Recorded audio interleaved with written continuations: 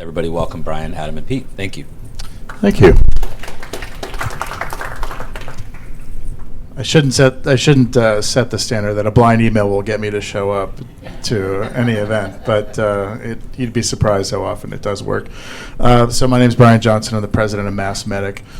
We are the trade association representing the health tech, med tech industry here in Massachusetts and New England. We have about 300 member companies. The ecosystem is about 420 medical technology companies, but we are in the hub, in the heart of health technology, biotech, and life sciences. I'm sort of one of three legs of the stool that kind of represent this incredible ecosystem here, along with Mass Bio and the Massachusetts Life Sciences Center. So to those of you that are coming in from out of town, I want to welcome you to Boston. It is like this every day, 70 degrees and sunny. We don't have any traffic. We have the most amazing people. They will give you the shirt off their back. But seriously, this is an incredible ecosystem, and one of the things that I'm inspired by every day is the minds that I get to interact with and engage with. So stick around, please. Explore our city. We have the MedTech conference coming at the end of the month, so really exciting ecosystem to be a part of. And I'm really excited to be here with my fellow panelists today, Adam Stepanovic, CEO of Power Labs, and Peter Chau, who's the Director of Product Management for MyFitnessPal. And I got to tell you, when I heard MyFitnessPal was on the panel, I said I'm going to do it because I probably have spent more time with MyFitnessPal than any other app on my phone. I think I'm a 10-year user. I don't know if you'd noticed that by my physique, but I love it. I think it's one of the greatest innovations there. But gentlemen, let's start with just talk a little bit about your companies and what you do with them. Sure. Start with you, Peter. Go ahead and get started. Quick show of hands, how many people have heard of MyFitnessPal or have used MyFitnessPal? Awesome. Well, for those of you who have your hand raised, you are a part of a community of 200 million other users of MyFitnessPal.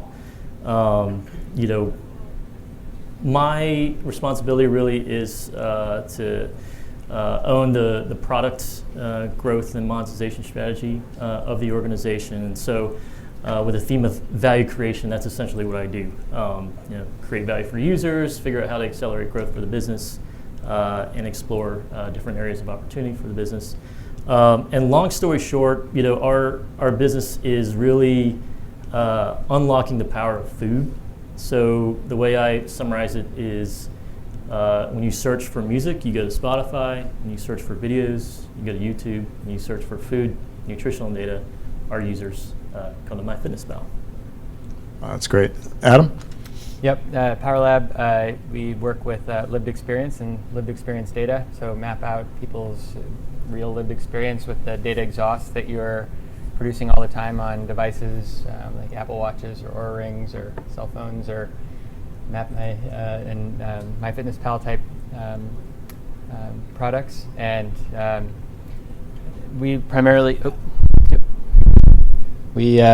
we go. We're off. The reason why I'm dressed like a park ranger today is that we're often working with outdoors companies right now, and getting into the health space. It's a big door to knock on the healthcare and wellness space, and so we found that when you work with a brand like New Balance in town here, or Puma, or other clients that we have, that they are really interested in the same things you're all interested in, having their customers healthy and sustaining them to where they have affinity for the brand. And how you do that? Well, you build a relationship. How you do that? Well, you get to know people at large scale, and you need to know about their lived experience. So we aggregate all of that information from the devices that are already being worn, and then we connect a consumer to a brand that is that consumer has already identified and wants to be connected to. And then once they form that relationship, it's a really tight bond. And the jump to that is, you can imagine, to if you need a physical therapist, that physical therapist says, well, how did you get to needing that? My services on your ACL or something. It's, well, now you can upload your data, show your lived experience on how you got there. Oh, there's the tweak, and how we're going to strengthen you out of that. That kind of piece. And the same as one of our clients that we're talking with is Gore Medical, and so they were wondering how did you need the heart valve in the first place? Well, here's my lived experience that I'm already collecting on my cell phone and whatnot. So. That's great. And I've never heard the term digital exhaust. So before we get into the meat of it, can you explain that concept a little bit more to us? Because I'm fascinated. Yeah. And how many of you have iPhones? Because I only know this trick fast on an iPhone. So if you go into your iPhone and you go to the Apple Health icon, and you can do it right now if you want. Bottom right, there's a button that says Browse, and then go to Body Measurements or Mobility. And as soon as you open that up, usually people go, oh, that's scary, because your phone has your step length and your left-right imbalances, your how much time you stand, how much time you're sitting, all sorts of stuff. And that's not being used. It's also, I can say, not going anywhere but your phone. It's not in the cloud. But that's exhaust that's being created. And once you want to share that with someone, like your physical therapist, you can do that. And it just needs to be aggregated, cleaned, and made accurate. That's interesting. So this is, this panel is how digital innovation is accelerating connected care and wellness. And, I think health and wellness is always kind of slapped together in these discussions of digital health, wearables, things like that. I'm curious for both of you, what if we're on the axis is tilted between health and wellness? I mean, what is the digital health world doing well? Is it doing wellness better than health? Is there a big distinction in your mind, or what do you guys think?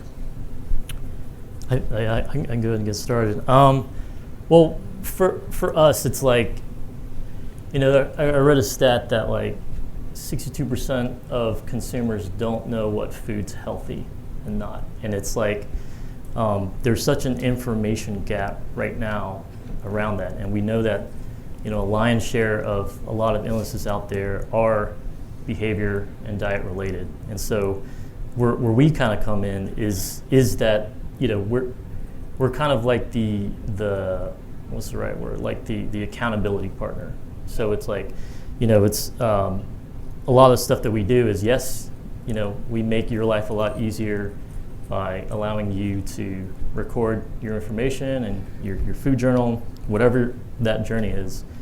But we also do things like, we're device connected right now. We're trying to figure out the best way to kind of figure out what that journey for you is. And it's all personalized, right? And so for us, it's like, wellness is so many things. We're seeing more and more users use our app for mental wellness, mental health, and things like that. And then on the health side, it's just, 10 to 20% of our users are referred by doctors, nutritionists, and authoritarian folks in the healthcare space. And so there's like, I guess there's like an objective use primary case that a lot of users use us for, but there's also starting to become an evolution of like the synergy between mental and physical well-being. Yeah.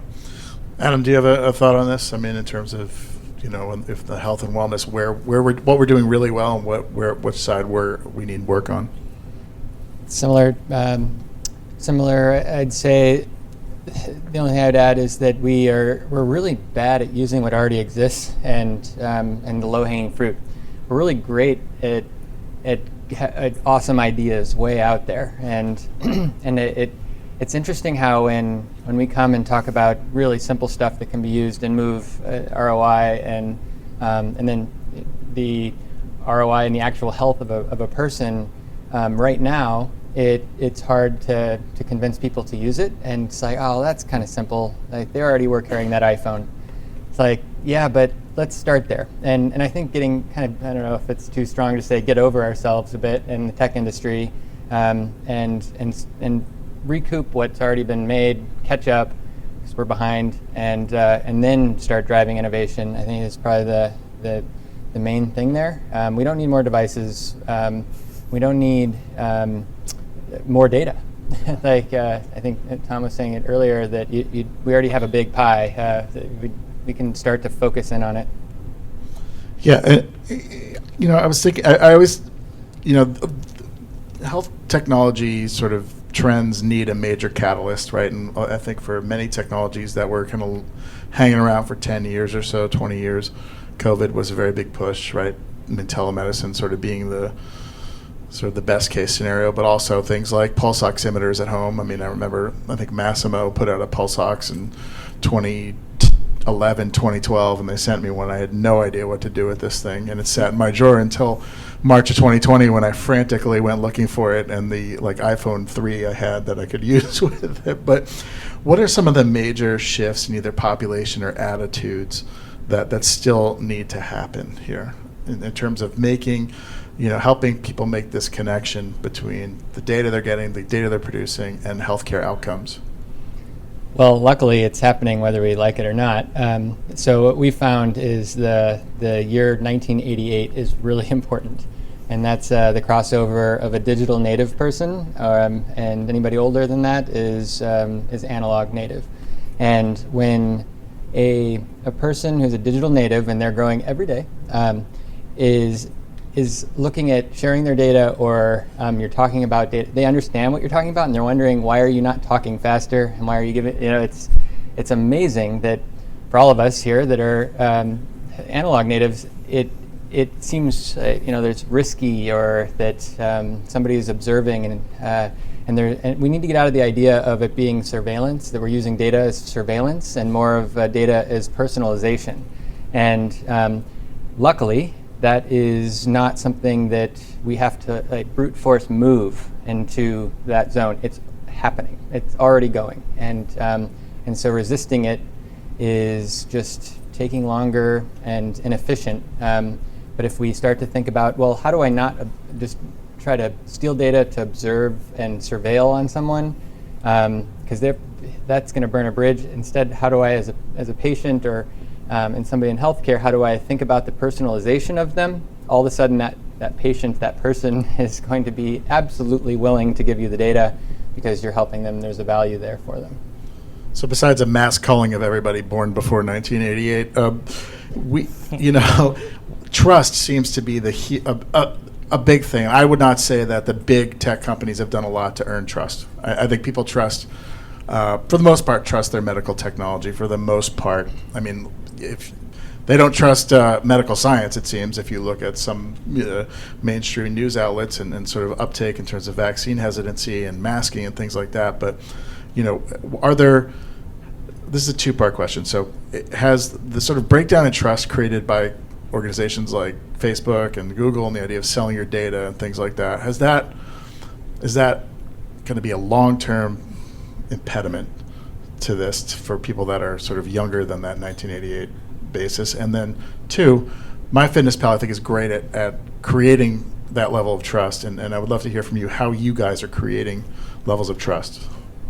The answer is no. It's insane that the digital native crowds have just shrugged and have been okay with more data use and everything, and yet somehow the trend has not been to double down on surveillance and using it for bad practices. It is happening, and digital natives are they're so used to sharing, and they're so used to clicking and being selective. The economics of it automatically make it so that you have to ask somebody, will you share this data for me? Because you're at my you're at my office, and I need to know about your knee. And it's, of course, click. And so then the thought of it being stolen data doesn't even enter somebody's mind, because it's extremely precise. In that way, it's not just like, let's collect all this cookie data and know that they live on this street. So, Peter, how do you create trust at MyFitnessPal? Because I trust it completely, but I mean, Yeah, well, the standard use case is, a lot of people in the wellness or are trying to get to self-actualization. They require a lot of support from, other members in the community. And we have an amazing customer support team that's on call 24/7, and we have a lot of evangelists within our community as well, supporting other people as well, and all we really want to do is like we kind of tell users, hey, we're here to empower you to be your best self. Like, we'll give you the tools, we'll give you the content, the resources that you need, and it's reciprocation, right? And so we don't use their data for any other purpose besides making their lives better and creating value for the product, and we make that very clear and upfront when they sign up. When are you going to tell me at like 4 o'clock, don't eat the cookie, and that at 10 o'clock, stop, don't go? You've already had enough food for the day. Can you give me a peek? When's that happening? Yours doesn't do that yet? I'm surprised. Give me your profile. I get it from him. I got to go premium, I guess. Well, so we're in Boston, so I'm gonna do a Paul Revere analogy. Paul Revere, Midnight Riders. Their job was to tell as many people in a short amount of time their message in order to get their message across to people, in order to communicate what they needed to do. And in that similar vein, right message to the right user at the right time is kind of our North Star, and that encompasses personalization, all the stuff that the major theme that we've been talking about today.